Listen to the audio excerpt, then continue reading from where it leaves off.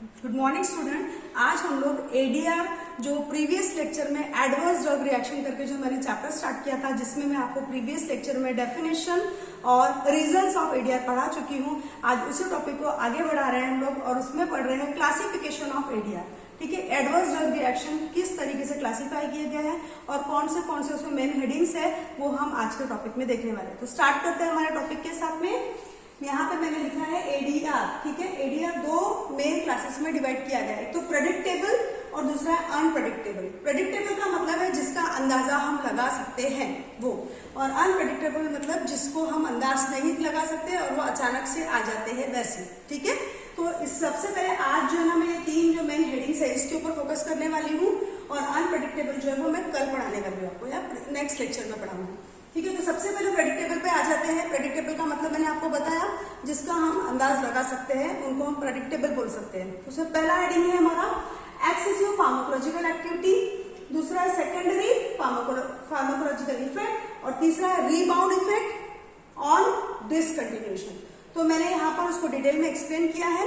ये जो क्वेश्चन है वो मैं कल पढ़ाने वाली हूँ, इसीलिए हम उसको कल देखेंगे। लेकिन आते हैं हमारे नेक्स्ट वाला जो है प्रेडिक्टेबल। प्रेडिक्टेबल में सबसे पहले जैसे हेडिंग मैंने यहाँ लिखी थी एक्सेसिव फार्माकोलॉजिकल एक्टिविटी, मतलब क्या होगा?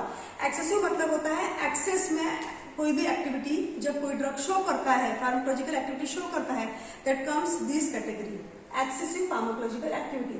It is caused due to excess dose taken by the patient. Example CNS depression, hypoglycaemic agents. जैसे सीएनएस डिप्रेशन किसी को दिया गया है, सेडेटिव हिप्नोटिक्स दिए गए हैं, तो ये क्या करते हैं, आप जो भी डोज दे रहे हैं उसके डोज के अलावा एक्सेसिव एक्शन शो कर देते हैं, जिस वजह से दूसरे दिन भी ड्रग का इफेक्ट खत्म होने के बाद भी आपको नॉशिया, थोड़ा सा ड्राउजीनेस, थोड़ा सा सिडेशन एक्शन रहता है। Similar the case with hypoglycaemic agent, जब हम शुगर को कम करने की दवा ले रहे हैं तो उसका नॉर्मलाइज करना ये उसका मेन पर्पस होना चाहिए, लेकिन वो क्या करती है, नॉर्मल से भी शुगर को कम कर देती है।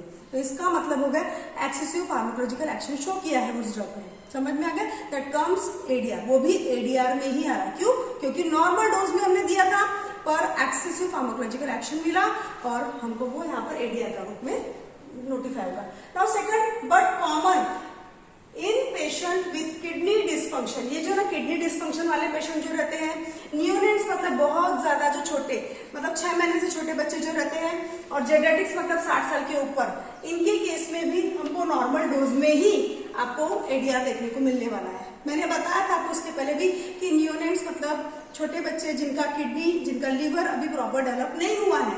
जेनेटिक्स मतलब 60 साल से ऊपर वाले जिनका लीवर और किडनी अब इम्पेयर हो चुका है, उम्र के साथ साथ थोड़ा सा कम काम करता है वो, इस वजह से वहां पर भी आपको एडीआर देखने को मिलते हैं। नॉर्मल डोज में ही प्रॉब्लम अराइज हो जाते हैं, एडीआर जैसे रिएक्शंस हो जाते हैं।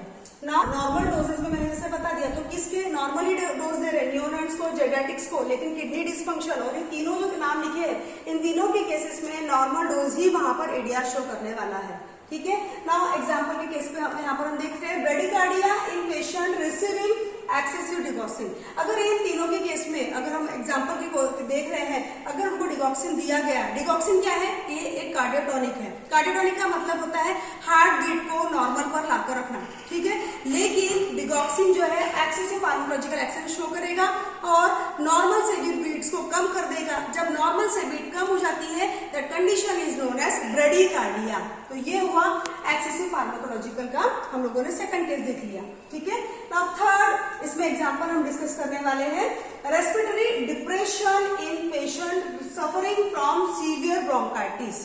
ठीक है, रेस्पिरेटरी डिप्रेशन आ जाता है किसी पेशेंट में, ब्रोंकाइटिस पेशेंट, हमने इन patient suffering from severe bronchitis, asthma का पेशेंट है, रेस्पिरेटरी डिप्रेशन हो जाता है अगर उसको ज्यादा अमाउंट में मॉर्फिन दिया गया और बेंजोडाइजापिन दिया गया तो। ठीक है, क्या हुआ है, एक्सेसिव फार्माकोलॉजिकल एक्शन दिया है। अभी अगर हम यहाँ पे मॉर्फिन दे रहे हैं तो मॉर्फिन का काम क्या था, जो इन्फ्लामेशन हो रही थी, लंग्स में जो ब्रोंकाइटिस की तकलीफ हो रही थी उसको कम करना था, पर एक्सेसिव फार्माकोलॉजिकल एक्शन शो किया गया है मॉर्फिन के द्वारा और वहां पे आपको रेस्पिरेटरी डिप्रेशन देखने को मिल रहा है, एडीआर है। नाउ इस कैटेगरी में हम सेकेंडरी फार्माकोलॉजिकल इफेक्ट देखने जा रहे हैं। सेकेंडरी फार्माकोलॉजिकल एक्शन मतलब कि एक ड्रग है उसका एक मेन इफेक्ट है और एक दूसरा साइमल्टेनियस इफेक्ट है, मतलब दो फार्माकोलॉजिकल एक्शन वो एक साथ शो करता है। कैसे देखते हैं, drugs show many pharmacological action at common administered dose. एक ही डोज एडमिनिस्टर किया है, नॉर्मल डोज ही एडमिनिस्टर किया है, लेकिन दो इफेक्ट देखने को मिल रहे हैं। एग्जाम्पल में हम यहाँ देख रहे हैं, पेशेंट रिसीव एंटीहिस्टामिनिक्स। एंटीहिस्टामिनिक्स मतलब एलर्जी के लिए ली जाने वाली दवा, ठीक है। Antihistaminics for prevention of motion sickness और एलर्जी। ये दोनों जो है मोशन सिकनेस या एलर्जी हो रही है उसको ट्रीट करने के लिए हम दे रहे थे एंटीहिस्टामिन। उसने एलर्जी को तो कम किया, मोशन सिकनेस को तो कम किया, लेकिन साथ में एक associated secondary pharmacological action show कर दी, वो है ड्राउजी इफेक्ट। दूसरे दिन भी पेशेंट को नींद सी आएगी, उसको ड्राउजी इफेक्ट शो करेगा। तो ये हो गया सेकेंडरी फार्माकोलॉजिकल इफेक्ट शो करना in a normal dose, which gives another example of ADR, ठीक है। नाउ थर्ड हेडिंग इसमें हम देखने जा रहे हैं रिबाउंड इफेक्ट आफ्टर डिसकंटिन्यूएशन। जैसे ही किसी ड्रग का इफेक्ट डिसकंटिन्यू हुआ तो वहां पर रिबाउंड इफेक्ट देखने को मिलता है। वो हम एक एग्जांपल से बहुत अच्छे से समझेंगे। Chronic use of certain drugs, tolerance and sudden withdrawal of such drugs produce severe ADR. इसका एग्जाम्पल है, बहुत सारे नार्कोटिक सब्सटेंस आप लोगों ने सुने होंगे, मॉर्फिन है, हेरोइन है, गांजा, चरस, ये सब जो नार्कोटिक सब्सटेंस है। इसी तरीके से सीएनएस पे काम करने वाली drugs and some hypotensive agent, ये भी इस तरीके का इफेक्ट शो करते हैं। ड्रग्स को आप दे रहे थे, कुछ समय तक देने की वजह से बॉडी ने उसको टॉलरेट कर लिया। टॉलरेट मतलब कि उसको वो एब्जॉर्ब करने के लिए एकदम कैपेबल है। जैसे ही आपने उसको बंद किया तो बॉडी एक रिबाउंड इफेक्ट देती है डिसकंटिन्यूएशन करने की वजह से। इसका बेस्ट एग्जांपल, सेकंड एग्जांपल है sudden withdrawal of corticosteroids. Steroids के केस में ये बहुत ज्यादा देखने को मिलता है। स्टेरॉइड्स का अगर किसी को थेरेपी पे रखा हुआ है, फॉर एग्जांपल पेशेंट 6 महीने से स्टेरॉइड्स की थेरेपी पे था और उसको वो मेडिसिन दी जा रही थी, लेकिन सडन वहां पर स्टॉपेज हो गया, तो वहां पर क्या होता है, cause Addison's disease characterised by weakness and hypotension in patient.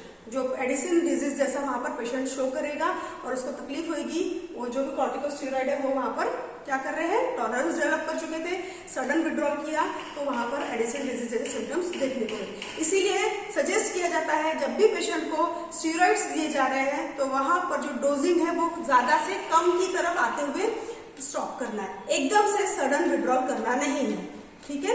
तो ये भी एडीआर शो करता है। आज हम लोगों ने क्या क्या देखा, आज हमने देखा एडीआर का क्लासिफिकेशन, उसमें प्रेडिक्टेबल और अनप्रेडिक्टेबल, मैंने आपको 2 बाइफर्केशन पढ़ा दिए हैं। आज हमने सिर्फ और सिर्फ प्रेडिक्टेबल को कंसिडर किया है और उसकी जो 3 मेन हेडिंग है, एक्सेसिव, सेकेंडरी और रिबाउंड, ये मैंने डिस्कस किया है। इसका बचा हुआ जो पोर्शन है अनप्रेडिक्टेबल, वो हम नेक्स्ट लेक्चर में कंप्लीट करने वाले हैं।